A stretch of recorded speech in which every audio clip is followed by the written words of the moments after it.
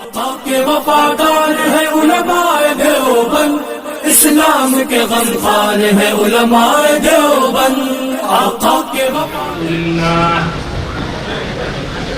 الحمد لله نحمده ونستعينه ونستغفره ونؤمن به ونتوكل عليه ونعوذ بالله من شرور أنفسنا ومن سيئات أعمالنا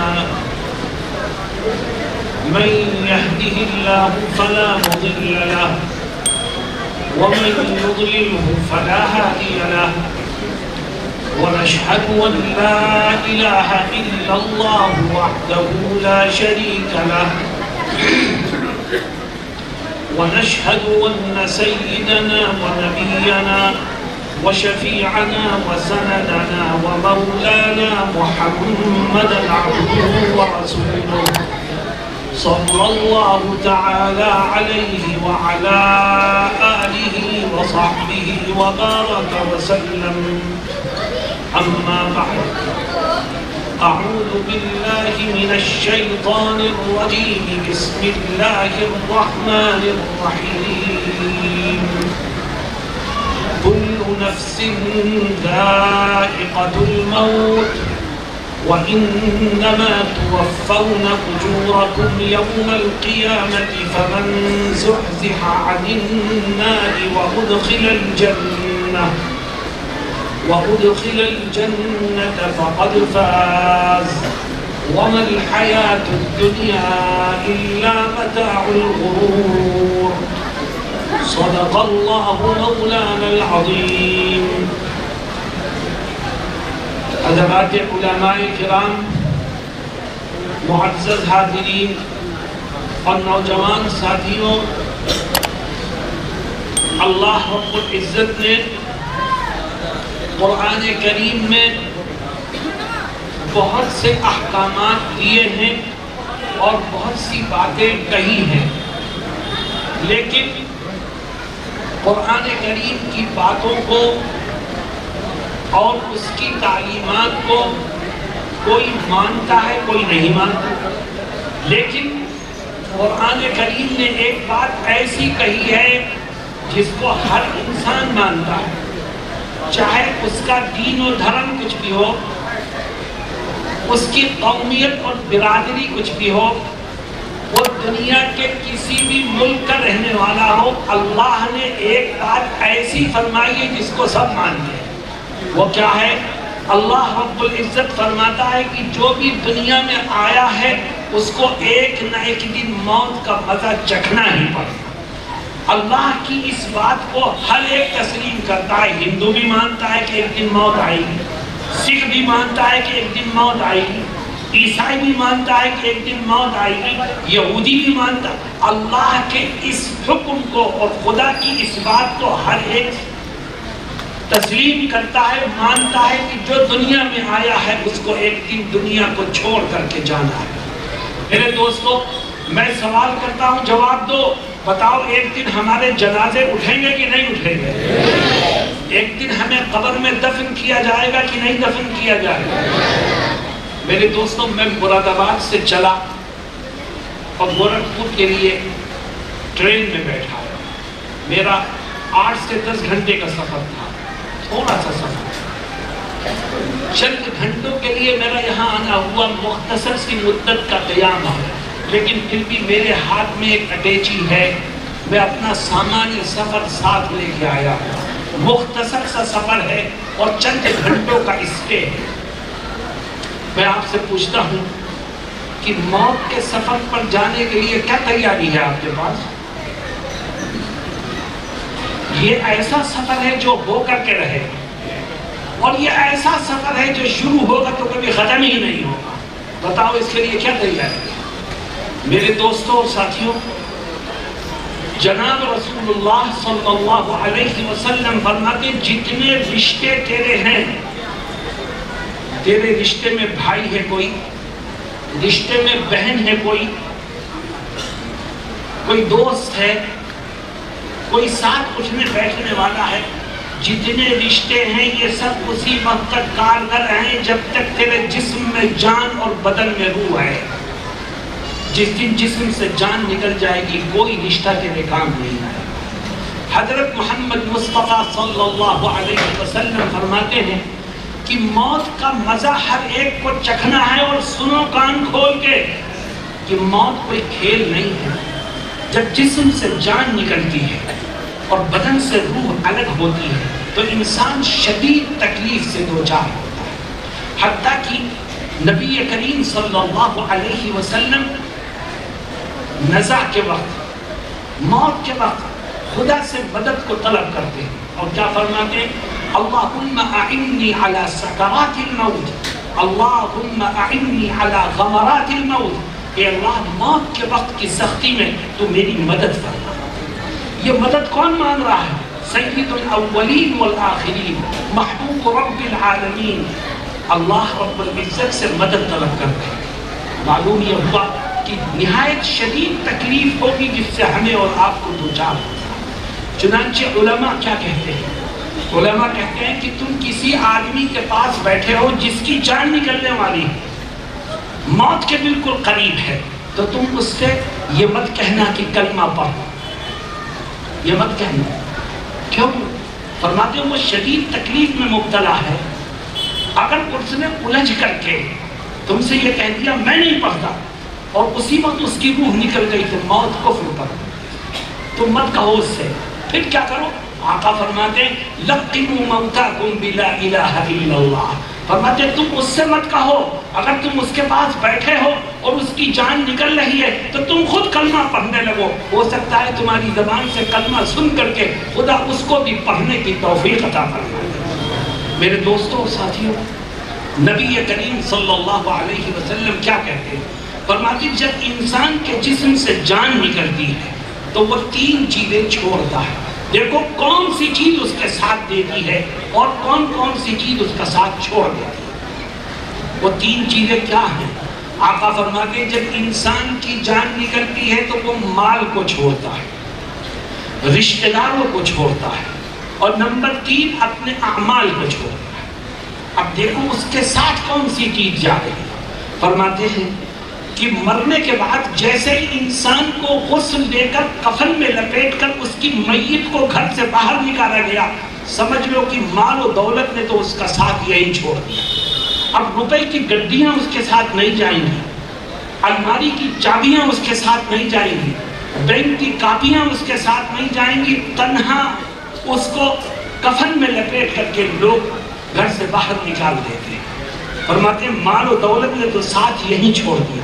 اب اس کے ساتھ اس کے رشتہ دار ہیں اور اس کے اعمال ہیں. رشتہ دار اس کی چارپائی کو اٹھا کر اپنے کندھوں پر رکھ کر قبرستان کی طرف لے جاتے ہیں. ہم اور آپ دیکھتے ہیں قبرستان میں پہنچنے کے بعد قبر کے کنارے چارپائی رکھی جاتی ہے، پھر میت کو قبر میں اتارا جاتا ہے. جناب رسول اللہ صلی اللہ علیہ وسلم فرماتے ہیں جب قبر کو بند کرنے کا وقت آتا ہے تو کوئی بھی اس مردے کے ساتھ دفن ہونے کو تیار نہیں ہوتا. بھائی بھی کھڑا ہے، باپ بھی کھڑا ہے، دوست بھی کھڑا ہے، دیگر رشتہ دار بھی کھڑے ہیں، لیکن سب تنے تنہا تجھ کو منو مٹی کے نیچے دبا کر کے آ جائیں گے. آقا فرماتے ہیں جیسے ہی قبر بند ہوئی رشتہ داروں نے بھی ساتھ چھوڑا. اب ہوتا کیا ہے؟ جناب رسول اللہ صلی اللہ علیہ وسلم فرماتے ہیں جب رشتہ دار واپس ہونے لگتے ہیں تو وہ مردہ کیا کرتا ہے؟ فرماتے ہیں اِنَّهُ لَيَسْمَعُ قَرْعَ نِعَالِهِمْ او کما قال صلی اللہ علیہ وسلم.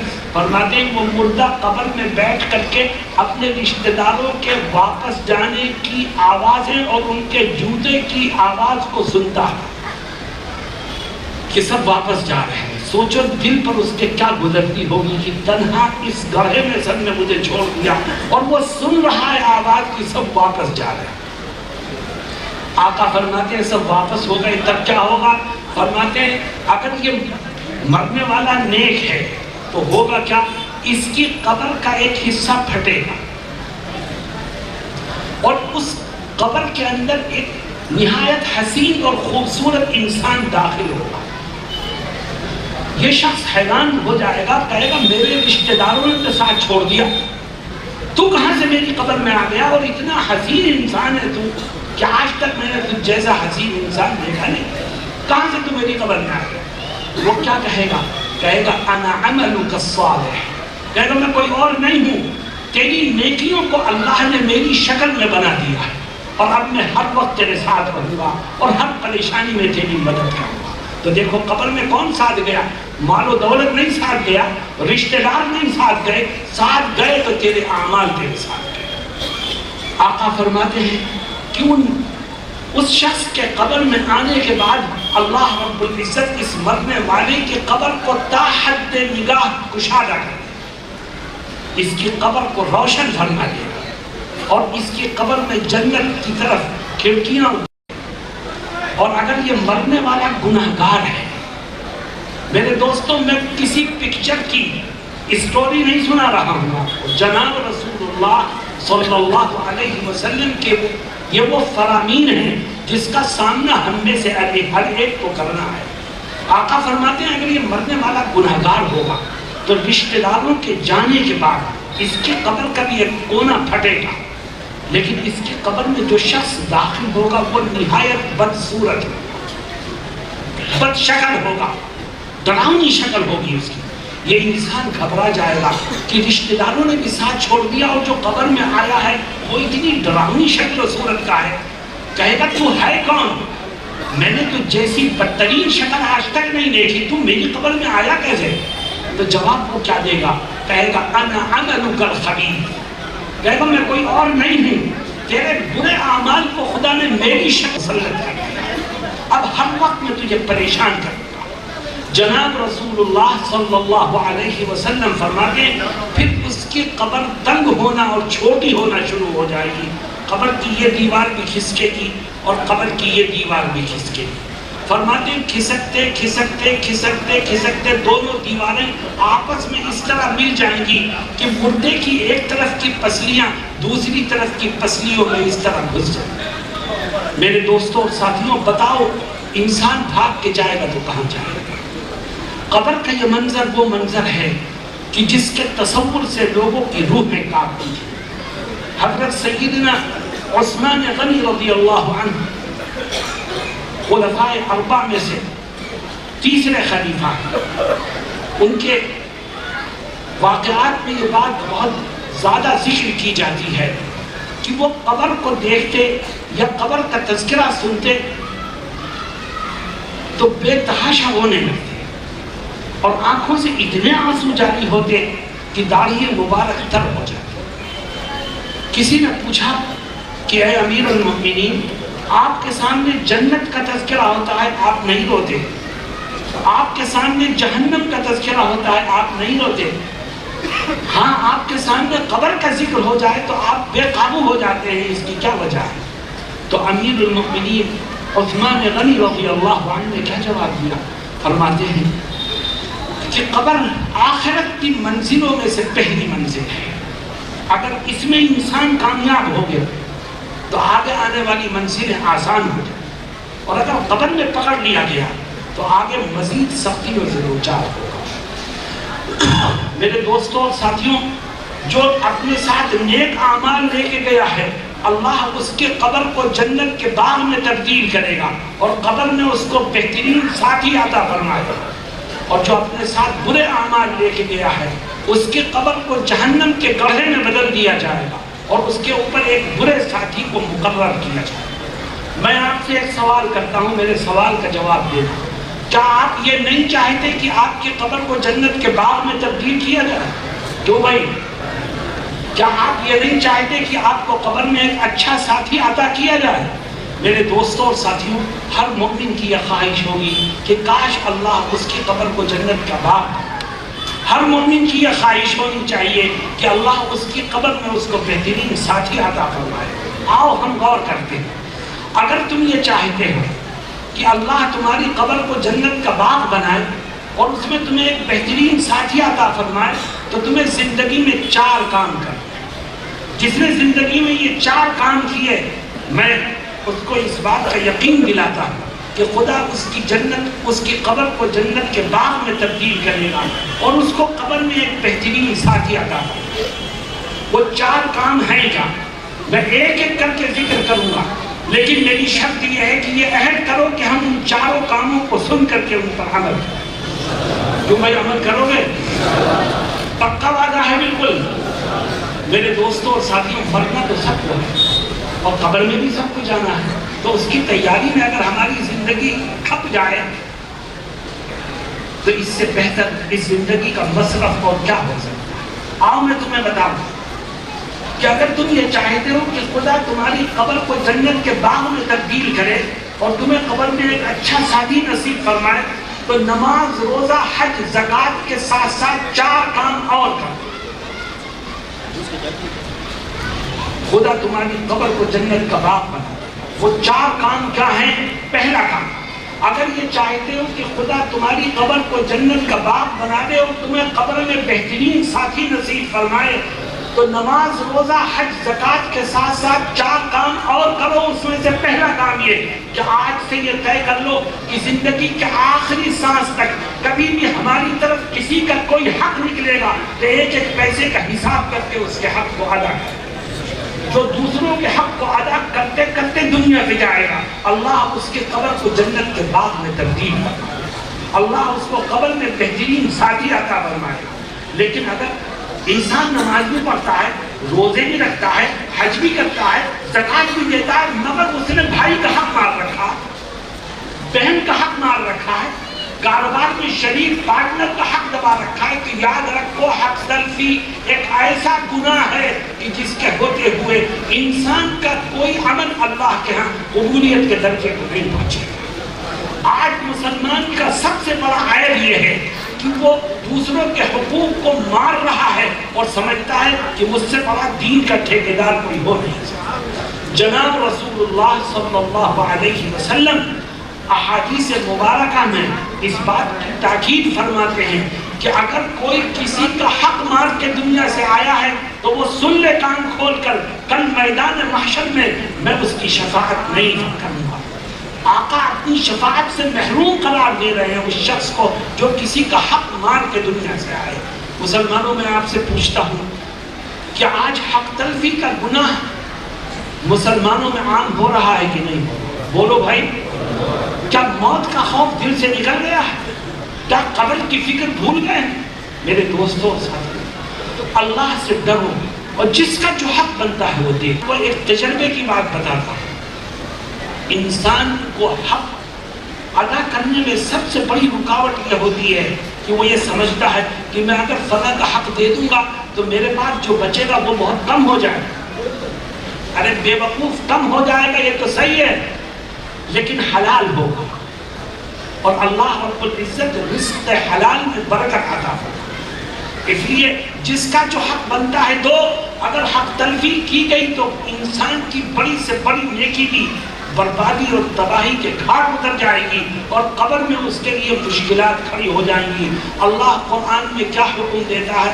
فرماتا ہے ان اللہ یأمرکم ان تؤدوا الامانات الی اہلها۔ اللہ تم کو یہ حکم دیتا ہے کہ جس کی امانت اور جس کا حق ہے تمہاری طرف، تم اس حق کو صاحب حق تک پہنچا دو۔ آؤ مسلمانوں، ہم طے کریں کہ جس کا جو حق ہماری طرف نکلے گا ہم اس کو پہلی فرصت میں ادا کریں۔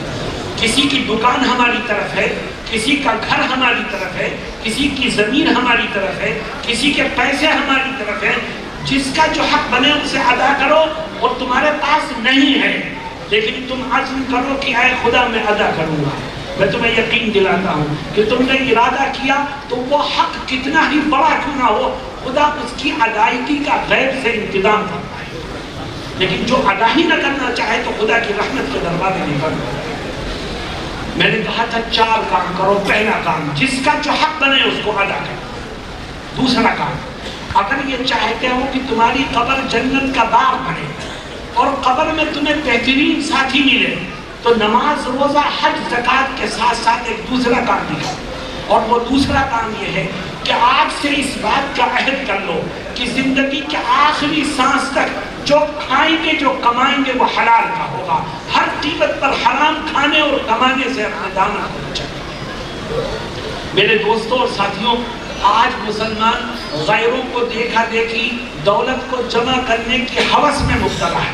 وہ دیکھتا ہے کہ ہندو بینک سے لون لے کر کے کاروبار کرتا ہے اور دولت کو جمع کرنے میں کامیاب ہوتا ہے، مسلمان بھی دوڑ میں لگا ہوا ہے. میرے دوستوں اور ساتھیوں، جتنا ہماری اور آپ کی تقدیر میں ہے اتنا مل کے رہے.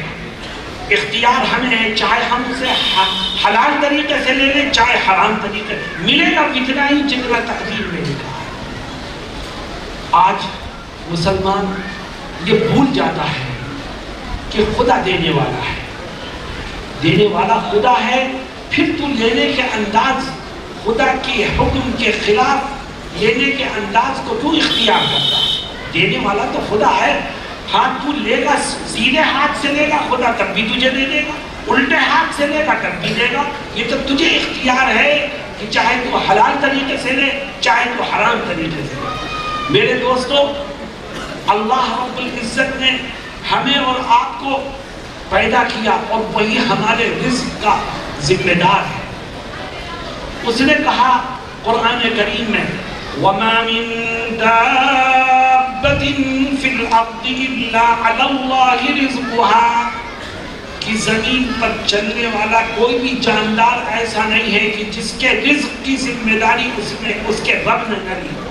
ذمہ دار خدا ہے، وہ تجھے بھوکا نہیں سلائے گا، وہ تجھے بغیر دولت کے اور بغیر روپے پیسے کے نہیں رکھے گا، وہ دے گا، مگر تو اس پر بھروسہ تو کر.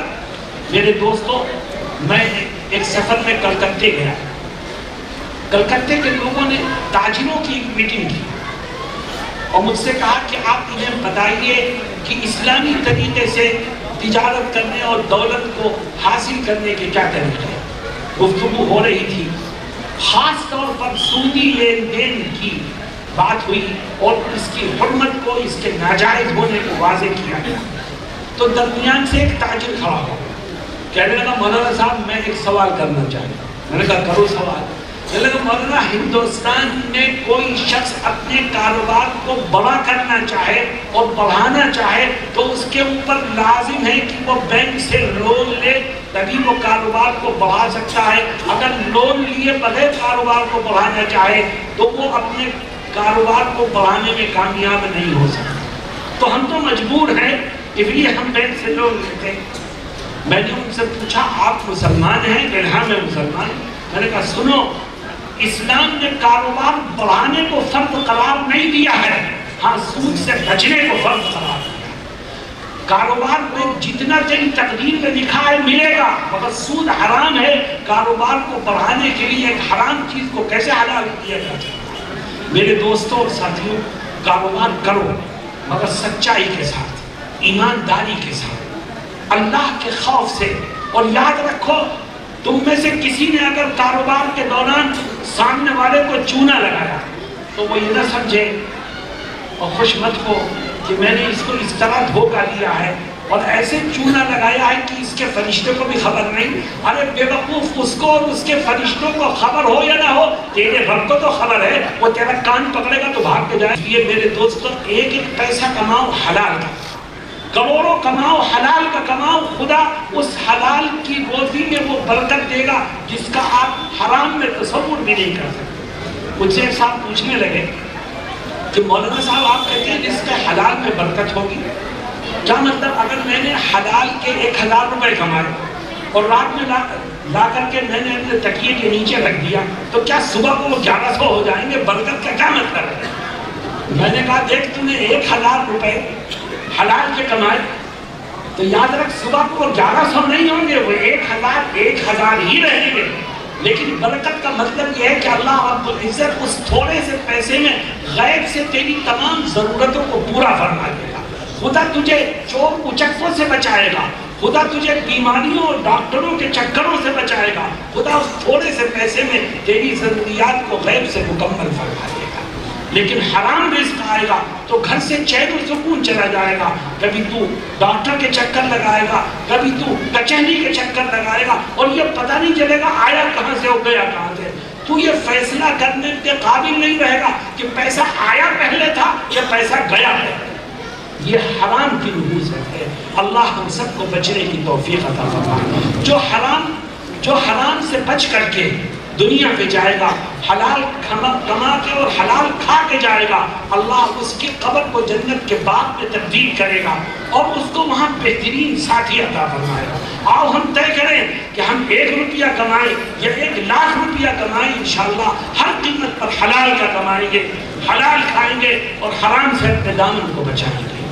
تیسرا کام، اگر یہ چاہتے ہو کہ خدا تمہاری قبر کو جنت کا باغ بنا اور تمہیں قبر میں اچھا ساتھی نصیب فرمائے، تو نماز، روزہ، حج، زکوٰۃ کے ساتھ ساتھ 4 کام اور کرو. ان میں سے تیسرا کام یہ ہے کہ آج سے طے کر لو کہ زندگی کے آخری سانس تک ہمیشہ اپنے رشتہ داروں سے اپنے تعلقات کو جوڑے رکھیں.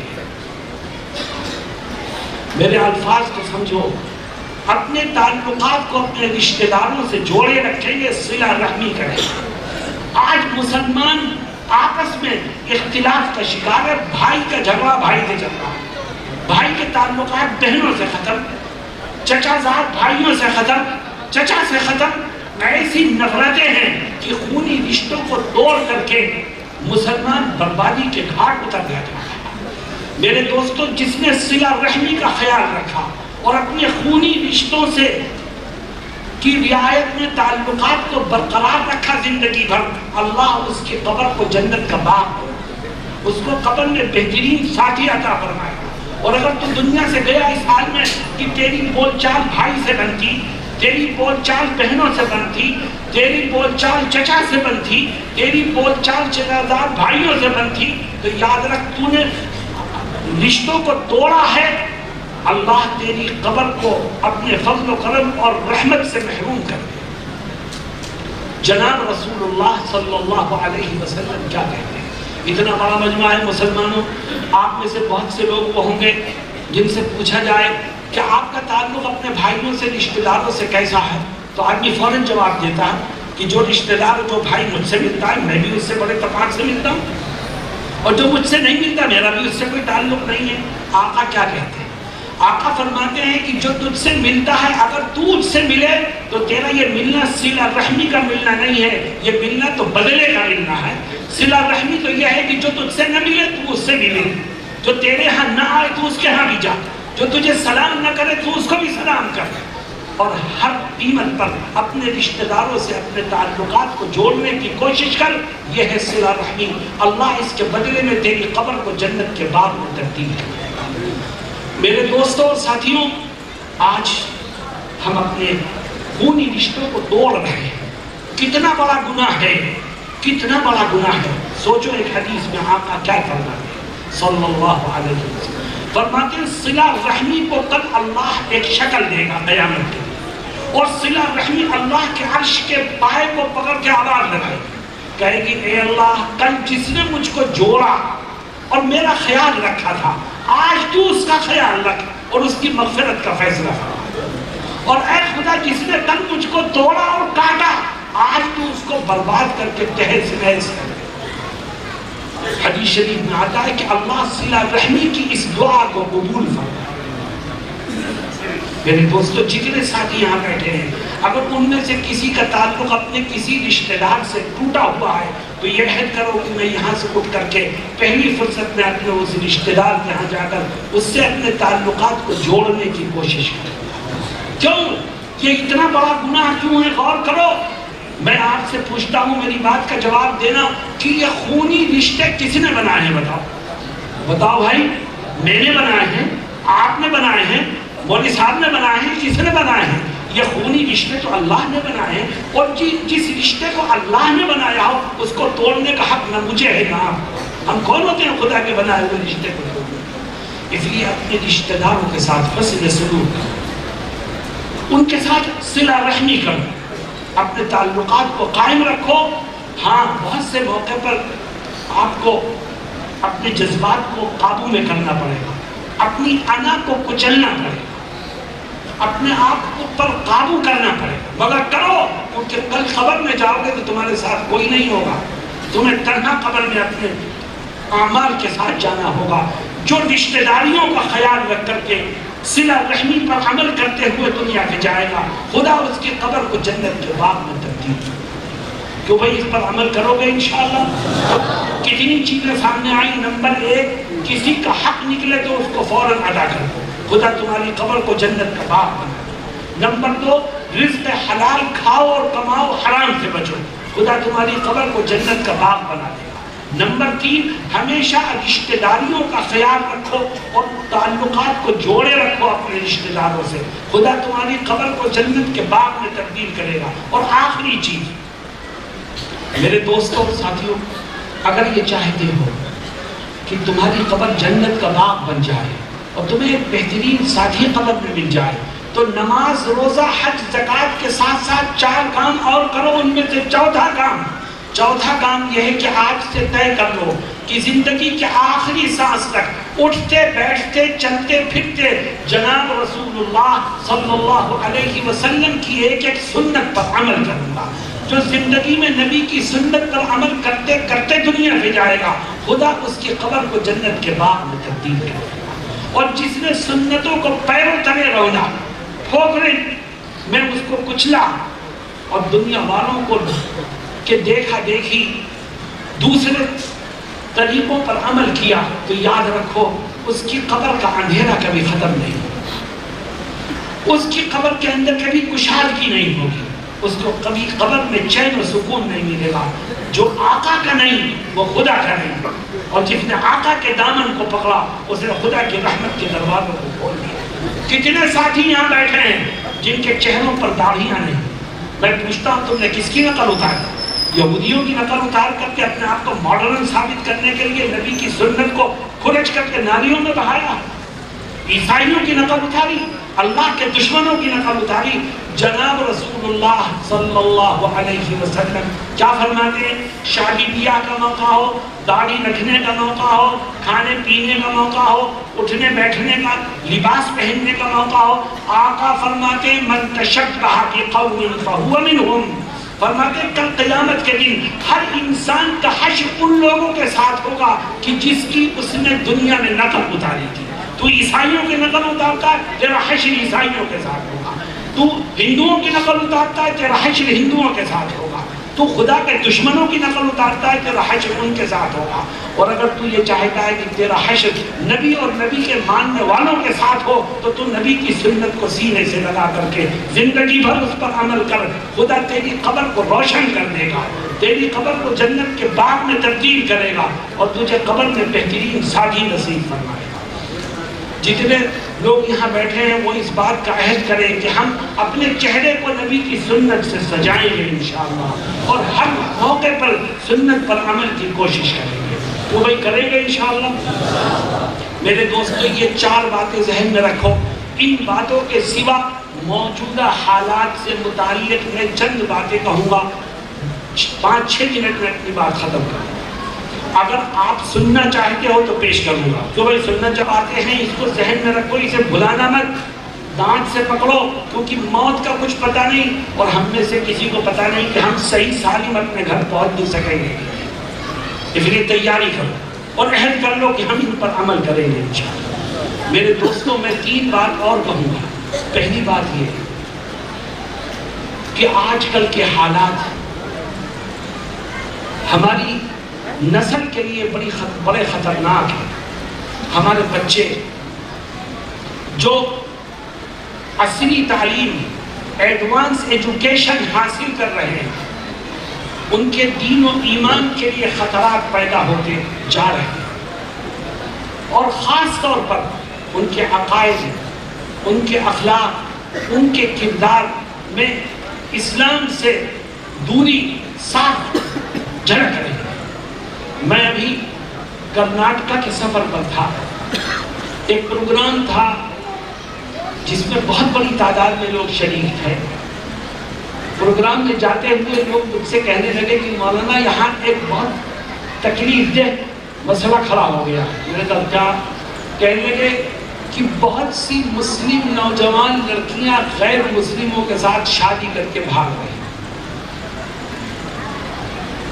میں نے کہا کہ اس کی وجہ تو صرف یہ ہے کہ آپ کے ہاں مسلم اسکول اور کالجز نہیں ہوں گے، اسی وجہ سے ایسا ہو رہا۔ تو انہوں نے کہا نہیں ایسی بات نہیں ہے، مسلم اسکول بھی خوب ہیں، مسلم کالجز بھی خوب ہیں۔ پھر اس کی کیا وجہ ہے؟ میرے دوستوں، میں نے پوری اسٹڈی کی ہے، میں آپ کے سامنے بات رکھتا ہوں کہ اگر اپنی نسلوں کے ایمان کو بچانا ہے اور ان کے دین و دھرم کی حفاظت چاہتے ہو تو مدارس اور مکاتب کے ساتھ ساتھ ایسے مسلم اسکول اور کالجز قائم کرو جہاں دینی ماحول میں عصری تعلیم کا نظم۔ آج ہو کیا رہا ہے؟ مسلم اسکول کھل رہے ہیں اور دینیات کا بڑا شور مچایا جاتا ہے کہ ہم دینیات بھی پڑھاتے ہیں۔ معلومات کرو تو دینیات کے نام پر صرف 1 گھنٹہ رکھا جاتا ہے۔ اسکول کا کلچر عیسائی کلچر، اسکول کی تہذیب عیسائی تہذیب، ہندوانہ کلچر اور ہندوانی تہذیب کے ساتھ دینیات کے 1 گھنٹے کے ذریعے سے اس بچے کے سوچ اور فکر کو کیسے بدلا جا سکتا ہے؟ یہ نوجوان نسلوں کے ساتھ کھیل ہو رہا ہے۔ جب تک اس کی برین واشنگ نہ کی جائے، جب تک اس کو اسلامی تہذیب اور کلچر کے قالب میں نہ ڈھالا جائے، اس وقت تک ایک بچہ صحیح مسلمان بن کے کیسے تیار ہو سکتا ہے؟ میں علماء کرام سے کہتا ہوں کہ آپ کی سرپرستی میں ایسے اسکول قائم ہونے چاہیے جہاں کا پورا ماحول دینی اور اسلامی ہو، جس میں بچے کو CBSE کا کورس یا UP بورڈ کا کورس اچھے انداز میں پڑھایا جائے، لیکن ماحول، سوچ و فکر اور اس کا کلچر اسلام کے قالب میں ڈھلا ہوا۔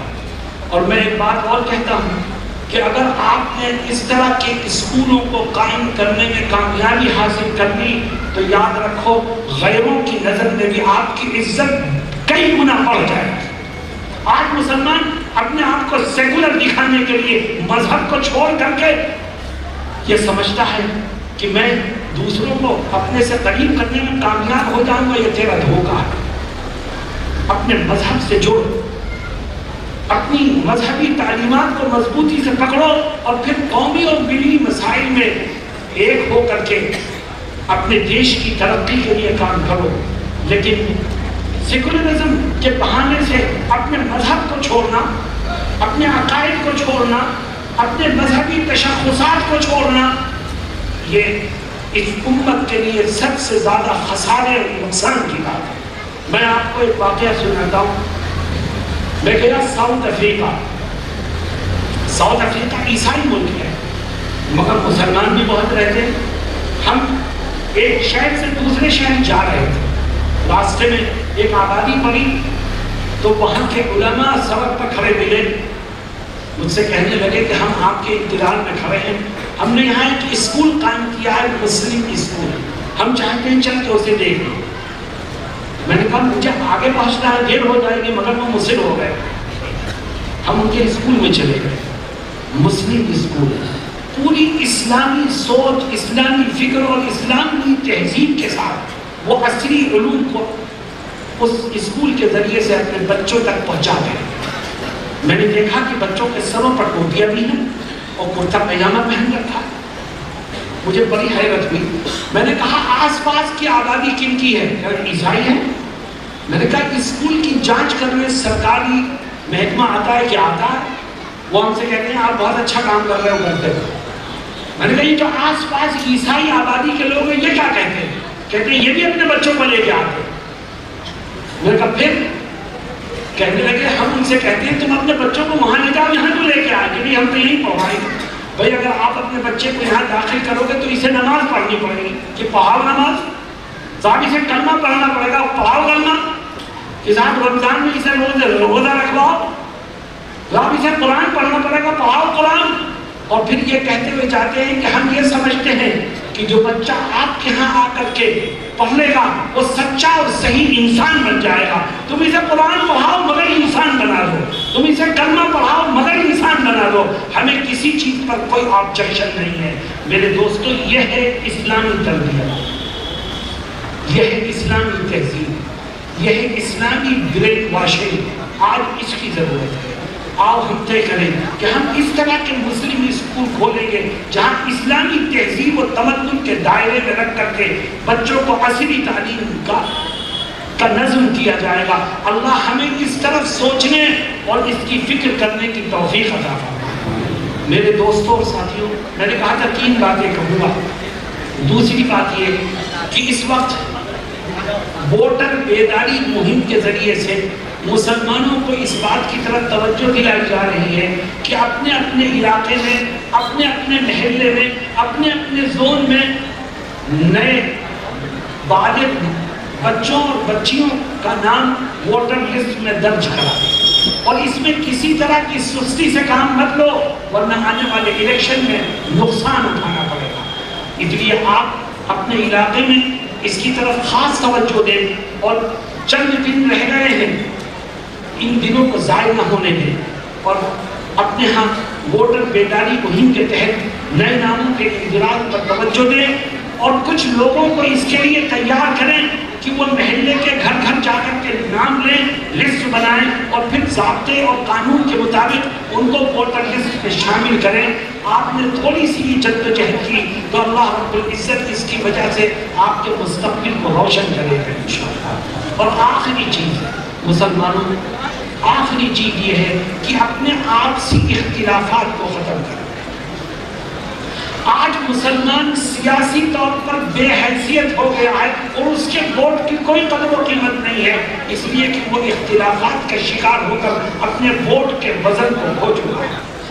اپنے درمیان اتحاد و اتفاق کو پیدا کرو، اور ذاتی اختلافات سے اوپر اٹھ کر قوم و ملک اور ملت کے مفاد میں ہر ایک کو متحد کرنے کی کوشش کرو۔ اللہ رب العزت ہمارے درمیان اتحاد کو پیدا فرمائے اور اختلاف اور نفرتوں کو ختم کرنے میں ہماری مدد فرمائے۔ وآخر دعوانا الحمدللہ رب العالمین۔